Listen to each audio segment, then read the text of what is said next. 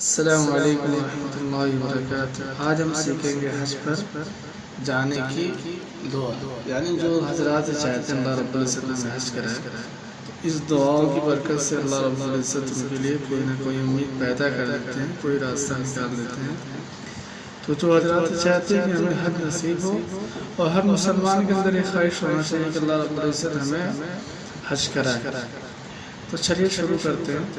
حج پر جانے کی طلب ہو، اگر کسی کو حج پر جانے کی طلب ہو اور کوئی وسیلہ جانے کا نہ ہو تو کثرت سے اس آیت کا ورد کرے جب تک امید کی کرن نہ مل جائے۔ اعوذ باللہ من الشیطان الرجیم، بسم اللہ الرحمن الرحیم۔ لقد صدق اللہ رسولہ الرؤیا بالحق، لقد صدق الله رسوله الرؤيا بالحق، لتدخلن المسجد الحرام، لتدخلن المسجد الحرام إن شاء الله آمنين، لتدخلن المسجد الحرام إن شاء الله آمنين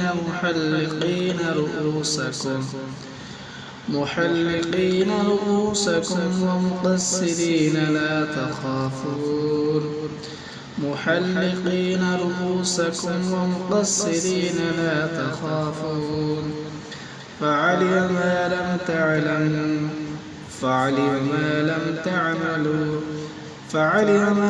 تعلموا فجعل من دون ذلك فتحا قريبا، فعلم ما لم تعلموا فجعل من دون ذلك فتحا قریبا۔ ترجمہ: بے شک خدا نے اپنے پیغمبر کو سچا اور صحیح خواب دکھایا کہ تم خدا نے چاہا تو مسجد حرام میں اپنے سر مڈوا کر اور اپنے بال کتروا کر امن و امان سے داخل ہوگے، اور کسی طرح کا خوف نہ کرو گے۔ جو بات تم نہیں جانتے تھے اس کو معلوم تھی، اور اس نے اس سے پہلے ہی جلد فتح کرا دی۔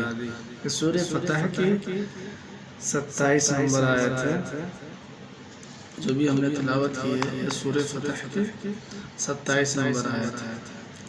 السلام علیکم ورحمۃ اللہ وبرکاتہ۔